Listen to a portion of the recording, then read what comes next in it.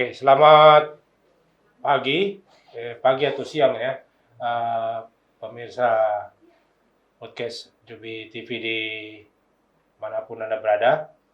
Ini podcast ini biasa kita bilang tok-tok so-so, bahasa apa PNJ, bahasa pidgin, bicara banyak-banyak. Jadi kita akan bicara diskusi soal berbagai hal. Biasanya kita undang narasumber untuk mendiskusikan berbagai hal tentang Papua, terutama yang berkaitan dengan hak-hak dasar orang asli Papua dan perkembangan situasi politik dan keamanan terkini.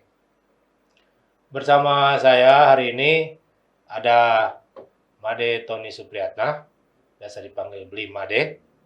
Ini dia seorang peneliti, fellow juga di Universitas apa Yusuf? ICS, Yusof Ishak Institute. Yusuf Ishak Institute di Singapura, dan baru saja menyelesaikan penelitiannya tentang ini. Saya baru dengar juga istilahnya agak sulit mengucapkan atau kritis ya. Tentang mass atrocities. Ya, atrocities. Kekejaman massal. Dalam bahasa Indonesia itu kekejaman massal. Sebuah riset yang dilakukan hampir 8 bulan ya. Dan dari periode 2015 ya? 2021 sampai sekarang. Riset ini menganalisa berbagai faktor yang bisa memunculkan atau mungkin akan mendorong atau membuat terjadinya kekejaman massal di tanah Papua, karena beberapa faktor yang akan dijelaskan oleh Li Made tentang riset itu.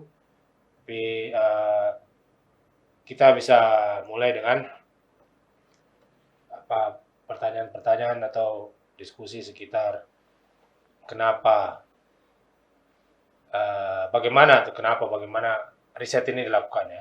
Oke, Pak Limade mungkin bisa menjelaskan kepada kita ya, ini riset kenapa dilakukan ya. Dan walaupun kita semua sudah paham bahwa situasi Papua seperti begini, tapi mungkin bisa dijelaskan ya. Silakan. Terima kasih Bu Victor. Sebenarnya riset ini itu dilakukan oleh the Simon Scott Center for Genocide Prevention. Jadi pusat Simon Scott untuk pencegahan genosida. Lembaga ini berada di bawah US US Holocaust Memorial and Museum, atau museum besar di Washington DC yang menampilkan menjadi museum Holocaust, pembantaian orang Yahudi pada tahun 1942 sampai 45 di Eropa oleh rejim Nazi Jerman, Hitler. Nah, Simon Scott ini melakukan studi tentang kemungkinan atau resiko terjadinya kekerasan massal atau mass atrocities atau genosida. Mass atrocities dan genosida itu sebenarnya dua konsep yang berlainan ya. Tapi mereka genosida termasuk dari dalam mass atrocities. Nah, dari studi membandingkan dengan banyak variabel atau indikator di dunia ini, ternyata Indonesia termasuk ke salah satu negara dengan resiko terjadinya mass atrocities atau kekejaman massal ini yang tertinggi. Berdasarkan itu mereka kemudian mencari peneliti begitu, dan mereka menemukan saya, dan mereka bertanya pada saya ketika saya diinterview oleh mereka, kira-kira daerah mana yang menurut kamu punya risiko mass atrocities atau kekejaman massal paling tinggi. Dan saya kebetulan dari sejak tahun 2022 ya itu sudah melakukan penelitian tentang konflik komunal. Beli juga ini kan di Cornell ya? Iya, saya di Department of Government di Cornell University. Ya, saya melakukan penelitian tentang itu di beberapa daerah gitu, dan di 5 provinsi.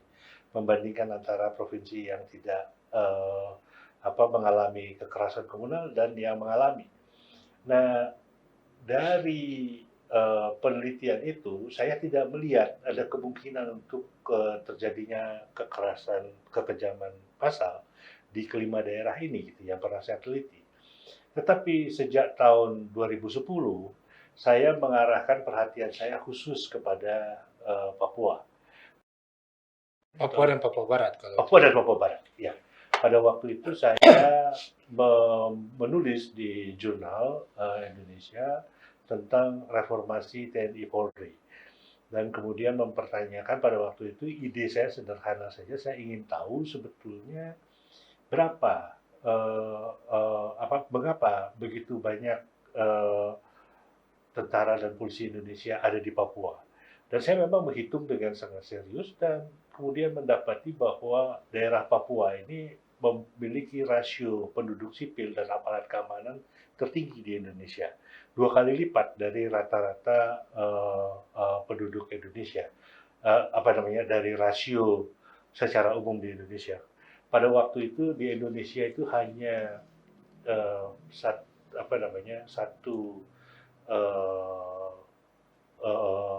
aparat keamanan itu untuk 250 lebih penduduk. Jadi satu aparat keamanan rasionya ya. untuk 250. Di Papua angka itu menjadi 56. Ya, Satu jadi aparat per satu aparat 56. itu 56 penduduk. Ya, jadi begitu tinggi dan sekarang mungkin angkanya mungkin akan lebih Ya, pasti lebih rendah lagi karena banyak pembukaan seperti LANA dan lain sebagainya. Nah, berdasarkan itu dan kemudian berdasarkan data yang saya lihat, kebetulan saya mengakses data ACALD, itu melihat bahwa ternyata grafik terjadinya clash atau bentrokan antara TNI Polri dan kelompok separatis bersenjata itu semakin meningkat, khususnya dari tahun 2019. Jadi setiap tahun itu meningkat 2 kali lipat. Setelah orang bilang Papua Rising Up itu yang isu Isu rasial itu ya? Rasial itu ya? Iya, itu isu rasial itu Agustus 2019 itu meningkat secara tajam dan kemudian dari situ saya turun ke lapangan selama di tengah COVID tahun lalu sekitar 1 bulan lebih, ya sekitar 6 minggu berkeliling di banyak kota, terus kemudian mewawancarai ratusan orang, membaca juga begitu banyak literatur dan koran-koran, media massa. Kemudian saya menyimpulkan bahwa ini daerah yang memang ancaman terjadi kekejaman massal itu sangat sangat nyata gitu. Ya, itu sih simpulan Sangat. saya. Tapi bilang sangat nyata ya. Sangat nyata itu maksudnya seperti apa ya? Jadi ada kemungkinan terjadi bentrokan massal dan di tengah-tengah bentrokan massal itu adalah aparat keamanan sebagai kehadiran negara secara formal gitu ya, yang walaupun jumlahnya tinggi tetapi tidak bisa menyelesaikan konflik ya. Itu yang menjadi pertanyaan bagi kita di Indonesia ini ya, mengapa rasio jumlah aparat keamanan yang menurut seorang peneliti dari Australia itu sekarang mungkin angkanya di atas 60.000 pasukan. Ya. Di Papua. Dan setiap tahun itu dirotasi antara didatangkan 12.000 lagi dari luar gitu ya. Nah,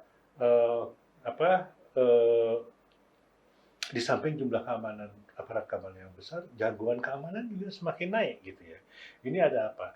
Nah, saya tidak hanya mengidentifikasi problem-problem itu saja, tapi saya melihat ada dua yang saya lihat. Satu, masalah yang struktural, yang memang mendasar sudah ada di Papua gitu ya. Kemudian itu faktor-faktor yang pengaruh ini ya. Faktor-faktor yang pengaruh itu faktor struktural dan faktor pemicu. Faktor strukturalnya seperti misalnya ketidakberesan yang sudah banyak dibicarakan oleh para peneliti ya. Ketidakberesan integrasi daerah ini ke dalam Indonesia. Ya, almarhum Dr. Muridan Wijoyo juga sudah mengatakan itu kan dari dalam studinya LIVI tentang Papua Roadmap itu. Terus kemudian yang kedua itu persoalan sumber daya alam dan persoalan tanah. Dan persoalan ketiga itu yang tidak banyak dilihat dan tidak mau diakui oleh orang itu adalah persoalan migrasi. Ya, bahwa perimbangan antara Papua dan non Papua, khususnya di provinsi Papua Barat itu sangat nyata gitu ya, sangat sangat sangat timpang itu. Dan kemudian apa namanya, eh, terus kemudian faktor pemicunya itu adalah operasi atau kehadiran tentara gitu dalam jumlah besar dan kemudian eh, meningkatnya frekuensi bentrokan Bentrokan. antara TNI Polri dengan kelompok separatis bersenjata. Ya, memang yang absen sampai sekarang yang belum ada adalah bentrokan antara penduduk lokal dengan pendatang. Itu yang sampai sekarang ini syukurlah kalau menurut saya kita masih bisa bersyukur itu belum terjadi. Tapi nyaris sebenarnya, beberapa Tapi kali saya akan lihat. terjadi. Ya. Iya, dalam pandangan saya ini kalau keadaan seperti ini dibiarkan terus-menerus, itu itu hampir kemungkinan besar akan terjadi gitu ya. Terus salah satunya mungkin sejarah Indonesia ini juga ya. Indonesia kan punya sejarah sendiri melakukan kekejaman massal itu ya. Oh iya, iya, iya. Indonesia sama sejarah Indonesia juga itu juga salah satu faktor ya, yang saya jelaskan, tetapi itu faktor-faktor dari luar yang mempengaruhi. Menurut sejarah Indonesia sendiri, kita punya kekerasan massal seperti umpamanya pada tahun 1965 ya, Ya. hampir antara 1,5 juta dan sampai 1 juta orang pendukung Partai Komunis ketika itu yang adalah ya kita harus bicara sejarah secara objektif. Ketika itu PKI adalah partai yang legal gitu ya. Jadi karena dia partai legal, orang bergabung ke partai itu gitu kan ya, dan kebetulan saja orang tidak tahu bahwa kemudian itu akan menjadi partai terlarang dan menjadi anggota partai komunis adalah taruhannya adalah nyawa gitu ya. Nah, 500 ribu sampai 1 juta orang hilang gitu ya. Dan kemudian ada banyak pembunuhan massal lain yang tidak banyak diingat oleh orang Indonesia sebenarnya, seperti di Kalimantan Barat. Ya, Sampang ya. ya, pembunuhan terhadap orang Cina pada tahun 67. Ya, terus kemudian di beberapa tempat, kemudian kerusuhan, kekerasan kriminal yang terjadi di Poso, di Ambon, dan Di lain Papua sebagainya. juga pernah terjadi Ya, kan. di Papua juga pernah terjadi itu, walaupun tidak meledak sebesar di Ya. daerah-daerah lain, gitu ya. Nah, itu di Indonesia itu kita punya sejarah, tapi Papua menduduki posisi yang paling unik. Karena sampai sekarang di wilayah Indonesia ini yang punya gerakan separatis cukup kuat itu cuma tinggal di Papua. Di Aceh mereka sudah mendapatkan apa namanya mereka inginkan dengan otonomi khusus dan pemerintahan khusus gitu ya. Di Papua kita dapat otonomi khusus, tetapi kita tidak punya dapat pemerintahan khusus seperti model di Aceh gitu ya. Nah, itu yang saya lihat sebagai masalah gitu. Oke, Bli, saya sebenarnya kemarin coba diskusi dengan beberapa teman-teman soal laporan yang dibuat. Ada beberapa teman menyebutkan bahwa sebenarnya ada relasi antara peningkatan migrasi masuk Papua dan luar Papua dengan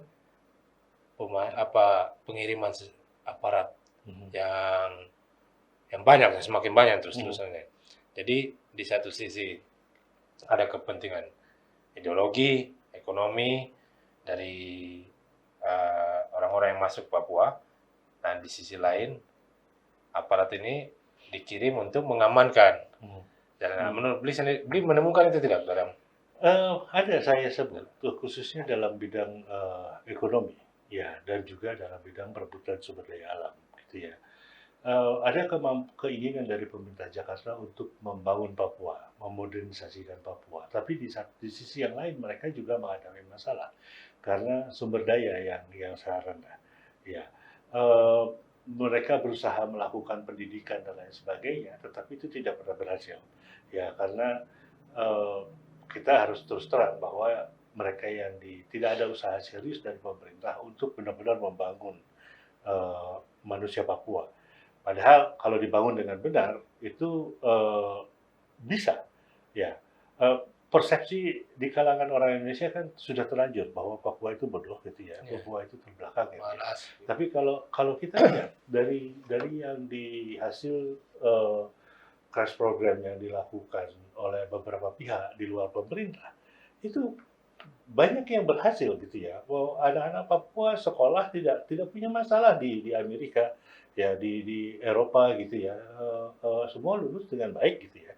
Walaupun memang ada yang tidak ini ya, tapi Oh tidak ada. tidak Orang Indonesia signifikan pun gitu. orang Indonesia Ya. pun ada gitu ya. Dan banyak juga gitu. Cuman kan terus kemudian yang dilihat itu kan bukan apakah mereka berhasil atau tidaknya, tetapi Papua atau tidaknya gitu kan. Nah, setelah itu kemudian karena tidak berhasil membangun manusia yang mereka mencari crash program gitu ya. Jadi ya pembangunan dengan secepat-cepatnya. Yang paling mudah dilakukan di Papua ini adalah infrastruktur. Ya, nah, membangun infrastruktur. Yang paling mudah juga mungkin uangnya dikorupsi. Kalau Ya, infrastruktur kan. juga. Ya, infrastruktur dan ini. Jadi membangun infrastruktur terus kemudian ya lalu infrastruktur ini untuk siapa gitu kan? Pertanyaan itu selalu saya ketemukan ketika melakukan penelitian di sini gitu. Ya, tentu bukan untuk orang Papua. Tentu untuk mereka yang sudah punya secara ekonomi itu sudah punya jaringan, sudah punya kemapanan gitu ya. Mereka menjadi pegawai-pegawai negeri atau mungkin menjadi pedagang gitu kan, punya properti di sini sudah mulai. Mereka inilah yang menikmati dan mereka umumnya adalah pendatang. Mereka ini yang menikmati pembangunan infrastruktur ini. Ya. Jadi umpamanya kalau sekarang tidak usah kita berbicara infrastruktur tidak hanya jalan, tapi juga misalnya perbankan. Ya, eh, saya berbicara dengan beberapa orang di Wamena dalam beberapa kali kunjungan saya kepada orang Papua asli gitu, apa Anda pernah pinjam uang di bank? Mereka ketawa gitu. Untuk bagaimana pinjam uang di bank? Kita tidak punya agunan untuk. Tetapi ketika saya berbicara dengan pedagang pasar dan lain sebagainya, mereka bankable, mereka benar-benar tergantung pada bank gitu kan untuk mengembangkan usahanya mereka. Kenapa? Karena mereka punya properti. Ya, mereka pun dan bank itu melakukan due diligence.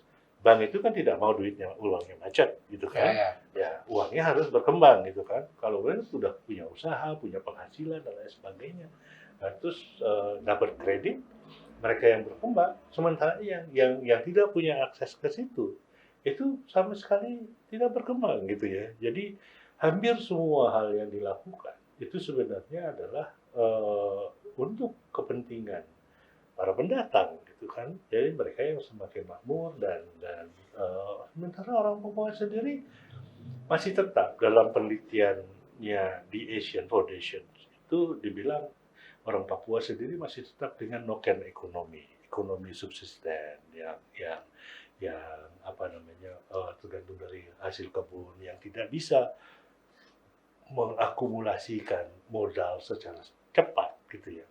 Nah, saya kira ini yang menjadi masalah terbesar dari Papua sekarang ya, dan kemiskinan ini akan membuat pemberontakan, ketidakpuasan. Kalau tadi beliau bilang melakukan ekonomi subsisten itu dari tahun 69 Papua masuk ke Indonesia sampai sekarang ternyata belum selesai juga Mas. Tidak Jadi selesai. sebenarnya puluhan tahun ini ngapain Indonesia Iya, di sini? betul. Itu Dan pertanyaan itu paling penting untuk saya.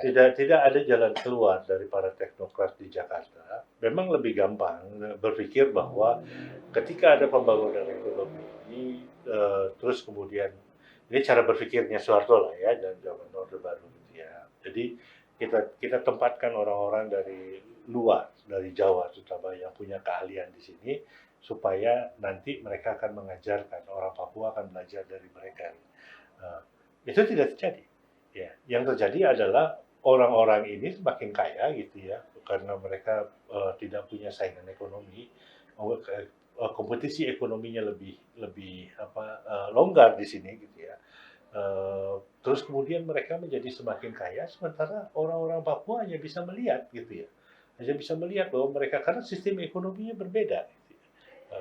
Sistem ekonominya berbeda, cara berpikirnya berbeda, cara menghargai uang berbeda gitu ya. Dan memang harus perlu pendekatan khusus kalau menurut saya. Tapi saya setuju dengan berita tadi bahwa ini persoalan yang memang agak kalau hati-hati tidak, ya, tapi memang tidak mau dibicarakan juga antara orang asli Papua dan orang pendatang yang menurut saya justru ini harus menjadi prioritas utama. Betul. Kalau kita mau menyelesaikan persoalan-persoalan Papua karena sejauh ini ya kita putar saya di kota nih lah. Ya. Jual handphone, jual apa, pokoknya di dalam bangunan kita susah lihat orang asli Ada Papua. saja itu di airport. Ya di airport. Orang bilang airport itu ya. Orang bilang airport itu sebagai wajah pertama satu daerah kan. Iya. Kita masuk ke airport, wah ini airport di Papua atau di mana ini, jangan di tempat lain kan? Betul. Saya sudah coba berapa kali juga bicara ini sama, karena itu wilayah Kabupaten Jayapura sih. Dan menurut Bupati itu semua dikendalikan oleh Angkasa Pura. Sehingga upaya-upaya untuk mempekerjakan orang-orang asli Papua, terutama orang Sentani sana agak terhambat juga.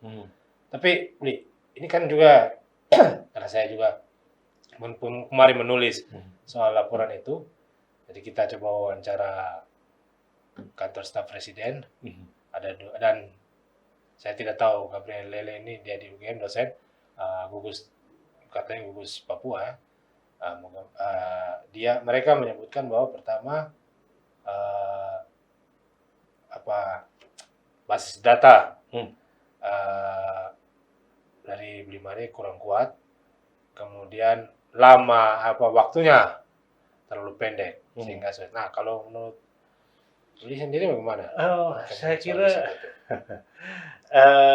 ya mereka tentu sebenarnya tidak, itu bukan reaksi yang saya harapkan ya. Karena saya sebenarnya mau shed the light gitu ya, mau memperlihatkan, memberikan sesuatu kepada mereka bahwa ini persoalannya gitu kalau kamu tidak tangani ini. Dan saya kira mereka juga tidak membaca laporan secara lengkap gitu ya, karena saya tidak ada menyebut di situ bahwa hanya TNI yang disalahkan. Saya tidak menyalahkan TNI, saya juga menyalahkan TPN, OPM gitu ya. Saya kira juga waktunya, ya memang waktu yang yang singkat. Itu kalau menurut saya masih tetap dalam ilmu sosial itu masih dalam batas error gitu ya, walaupun hanya 3 tahun dari 2019, tapi itu grafiknya udah kelihatan 2 kali lipat, dan kemudian jumlah, saya tidak memasukkan jumlah demonstrasi ya. Jumlah demonstrasi di Jayapura ini hampir setiap hari kan. Ya kemarin ada dibubarkan PRP, nanti hari Jumat akan demo lagi, katanya besar-besaran, tidak hanya di Jayapura tapi juga masuk ke kota-kota kecil. Yang satu yang saya kira mereka tidak sadari, dan juga orang-orang di Jakarta tidak sadari, atau mereka sadari tapi mereka tidak mau bicara soal ini, adalah bahwa sejak tahun 2019 itu pertama kali di Papua itu terjadi demo atau protes yang merata di semua kota. Dan ini setahu saya itu terorganisir dengan sangat rapi gitu ya. Dan satu hal lagi menurut saya soal demo-demo itu, orang yang dulu kita bilang proyek carrier atau pro mereka, semua demo dengan topi yang sama. Ya, betul. Nah itu saya kira itu ada 2 kemungkinan dari demo ini. Ya, pertama itu menunjukkan bahwa orang Papua semakin terkoordinasi ke dalam satu identitas, memang kepapuaan itu ada. Dan memang nasionalisme Papua itu terbangun, itu harus diakui, ya, mau tidak mau.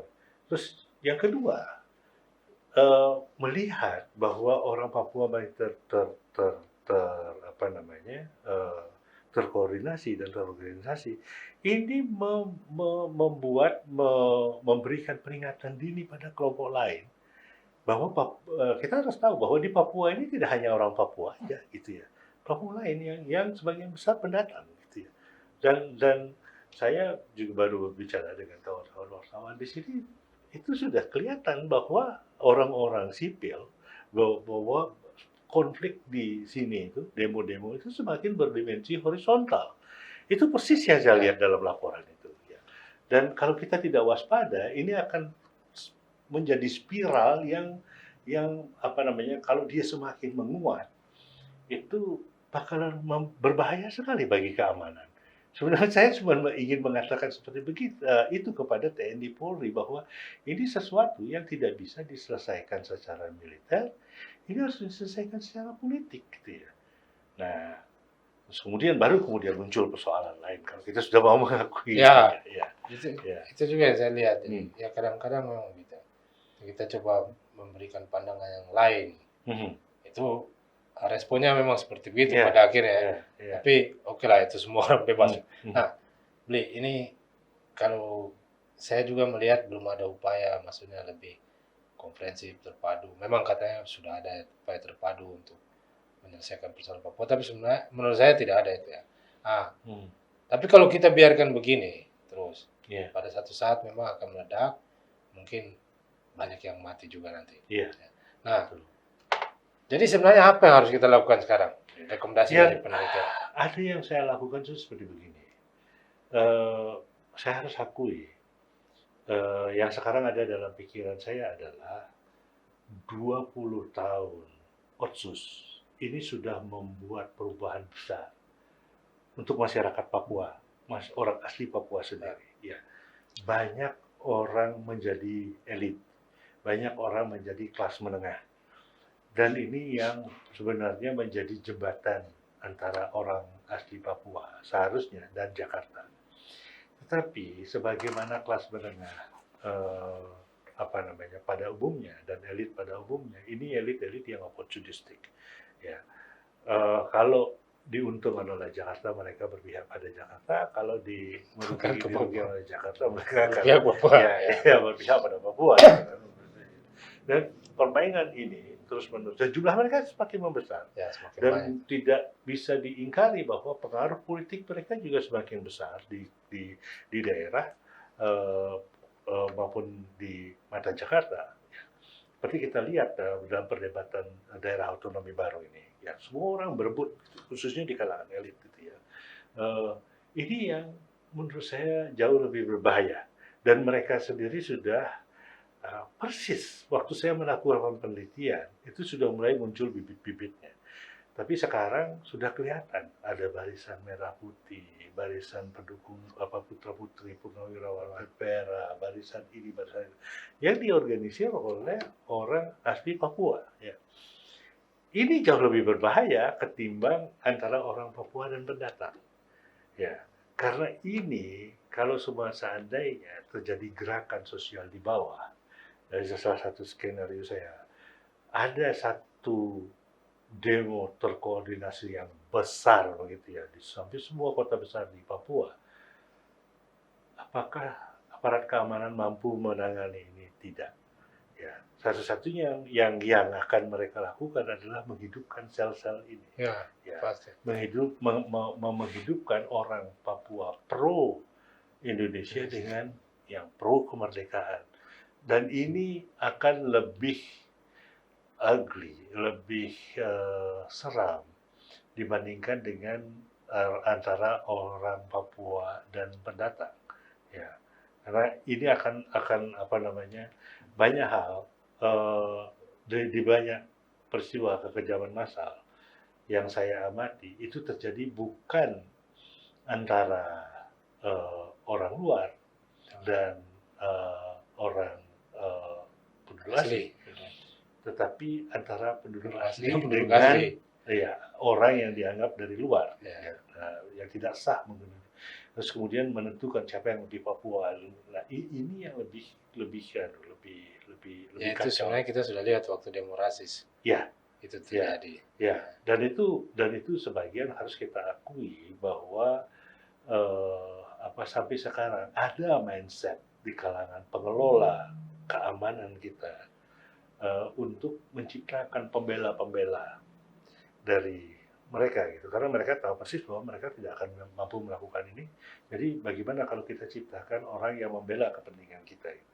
Ya, milisi-milisi ini mereka bikin itu di Timor Leste, mereka bikin itu di Kalimantan Barat dulu, mereka bikin itu di Aceh, ya mereka bikin di Poso, mereka bikin di mana-mana. Ini pola ya. Dan Bahkan saya lihat kemarin saya baca laporan IPEC yang sebelum yang terbaru ya bulan Mhm. Juni atau apa. Itu ada informasi bahwa sel-sel ini terutama yang dimasuki oleh apa teroris ya, kelompok-kelompok terorisme itu Mhm. sudah mulai ada di Merauke. Iya. Ya, Ya, masuk itu Merauke. juga saya masuk ke dalam laporan saya itu juga ada gitu ya, sudah Ah, mulai gitu ya. Sudah mulai ada kelompok-kelompok radikal juga dan, apa, mulai masuk di sini dan mungkin akan menciptakan, gesekan dengan kelompok agama lain gitu ya. Nah, ini juga satu persoalan, tapi satu hal, nah ini yang di samping juga penciptaan barisan dan bersih-bersih. Persoalan yang paling besar bagi saya itu adalah eh, bagaimana mendudukkan persoalan Papua ini sebagai persoalan politik, bukan persoalan separatisme, tapi semua persoalan politik. politik. Ya, dan berkali-kali saya mendengar keluhan dari kalangan orang Papua itu kalau pemerintah Indonesia mau berbicara dengan orang Aceh, ya duduk satu meja, mengakui mereka sebagai partner berunding, gitu ya, dengan bahwa kita sama. Ya kan, kalau mau berunding kan selalu Ya harus kita sama setara ya, posisinya setara setara gitu ya. ya. Eh, Kenapa itu tidak bisa dilakukan terhadap orang Indonesia?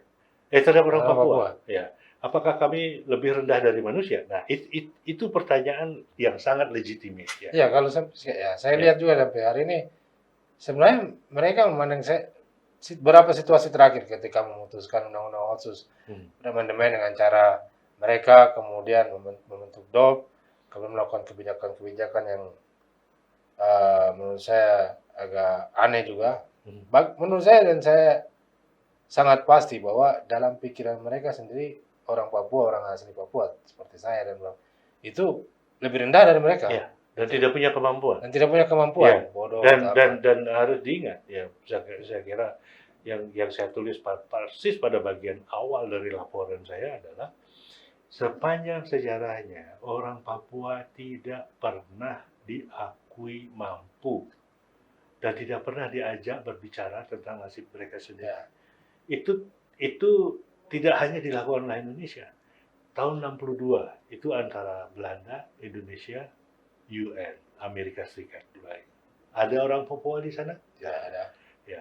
Tahun 65 juga nggak ada orang Papua.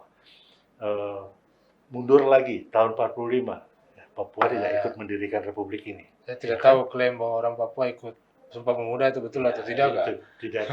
tidak ada dalam sejarah. Itu saya bersandar saja pada orang-orang ahli-ahli sejarah ya. Nah, terus kemudian perdebatan di BPU PKI gitu ya. Ini kan sebenarnya antara Yamin dengan Soekarno aja yang punya mimpi besar gitu Ah, ya bahwa Indonesia Raya itu juga termasuk Filipina gitu ya, ya, Malaysia gitu ya sampai Papua. Ya. Tapi orang seperti Hatta dan lain-lain itu kan sangat-sangat rasional gitu ya. Mereka bukan kita, sebaiknya kita tanya dulu gitu ya. Nah, sampai terjadi konfrontasi tahun 62 orang Papua tidak ditanya, tahun 69 orang Papua yang ditanya itu cuma 1026 ya. dan itu pun di bawah intimidasi dan Kita bilang kan manipulasi. act of no choice. Ya, the act of no choice gitu ya. Sampai sekarang itu menjadi bahan apa namanya komplain dari orang Papua kan bahwa mereka itu bukan satu prosedur yang apa memuaskan mereka gitu kan, memuaskan orang asli Papua. Gitu. Nah, kemudian undang-undang otsus, ya, oh oke lah mereka bisa katakan bahwa ya kan kita sudah ngomong dengan orang Papua dan lain sebagainya, tapi proses deliberasi itu hanya orang Papua hanya dijadikan simbol aja gitu ya, dijadikan. Terus kemudian revisi undang-undang otsus, ya. Berapa banyak pasal dari undang-undang otsus yang asli yang dilanggar? Salah satunya harus konsultasi dengan MLP, sehingga sekarang muncul petisi rakyat Papua dan lain sebagainya. Jadi eh, perlawanan itu terus-menerus ada gitu ya, dan itu yang harus dipertanyakan. Dan memang saya kira kenyataan yang paling menyedihkan dari semua ini adalah bahwa orang Papua memang tidak pernah dianggap sebagai capable. mampu untuk menentukan masa depannya sendiri untuk secara bermartabat punya hidup sesuai dengan pandangan dan budayaannya sendiri itu nggak ada. Gitu ya. Ya Itu kalau kenyataan yang paling sedih yang saya lihat di sini. ya mungkin sebelum dulu Indonesia masuk juga, ya tadi beli sudah singgung soal Belanda juga, Hmm. ya termasuklah bagaimana negara penjajah ini mengubah Hmm. ya nama orang-orang Papua dari mungkin di Bali juga. Kalau di Bali saya masih enak, Hmm. masih ada nama Bali, Hmm. Made. Nyaman. Di Papua itu namanya tuh diubah, Hmm. ada nama tanahnya ya, Hmm. tapi diubah karena dia bilang nama kafir. Ya, ya, Itu itu juga persoalan Ah. lain gitu ya. Jadi oke, Bli. Jadi secara konkret saja, menurut Bli itu orang Papua sendiri harus bertindak bagaimana? Ini kita sudah lihat mulai ada Ini polarisasi, yang paling besar. kan segregasi antara ini. Saya sebenarnya orang mungkin tidak mau bicarakan, tapi menurut saya ini seperti soal misalnya orang gunung dan orang pantai. Nah, itu yang menurut saya sekarang kelihatan semakin menguat ya, Ya. semakin kental. Ya. Termasuk dalam hal ini orang mungkin tidak mau bicara terbuka soal DOP ya. Ya. Tapi ini sebenarnya realitasnya seperti itu. Ya, jadi Ya. ada kegelisahan dari beberapa orang yang seperti saya sendiri yang berasal dari pesisir dengan saudara-saudara kami yang dari gunung yang kemudian menguasai banyak posisi-posisi baik itu di pemerintahan, kemudian di perekonomian, dan ini mungkin mengganggu. Dan ini kemudian dijadikan alasan walaupun tidak terbuka. Saya lihat ini alasan yang paling realistis ya, bukan realistis tapi paling terlihat itu sebenarnya. Sekarang yang menurut saya, kan tadi kan saya bilang itu ada komplain bahwa pemerintah Indonesia mau duduk satu meja dengan orang Aceh, ya kan? Tapi tidak mau duduk dengan orang Papua. Persoalan itu kemudian saya balik. Kalau seandainya sekarang pemerintah Indonesia mau duduk dengan orang Papua, siapa mereka? Itu kan tidak ada. Ya. Jadi persatuan di dalam orang Papua ini satu problem besar. Ya, tidak seperti Aceh. Aceh itu dari satu seluruh provinsi itu mereka satu, gitu ya. Timur Leste itu jelas ya ketika pemerintah Indonesia mau berunding ya ini CNRT gitu kan. Ya, salah satu kekuatan yang paling kuat yang diajak. Kalau di Papua lalu siapa? Ini tidak jelas karena terlalu terfragmentasi. Dan kemudian entah ini dibuat atau tidak gitu ya, kita tidak bisa komplain bahwa ini dibuat oleh pemerintah Indonesia walaupun kenyataan iya gitu ya, usaha untuk membangun membagi-bagi Papua untuk menjadi daerah-daerah otonomi baru dan sebagainya itu adalah bisa dipandang sebagai usaha memecah belah Papua. Ya, bahkan kalau dalam undang-undang ini amandemen ini semakin sempit lagi, jadi orang dari misalnya dari Pago tidak bisa jadi gubernur di Pago. Itu kan Nah, itu terus kemudian ini akan memperkuat identitas kultural sub Papua gitu ya. Tapi saya kemudian bertanya pada diri saya sendiri karena saya juga belajar nasionalisme cukup lama gitu ya.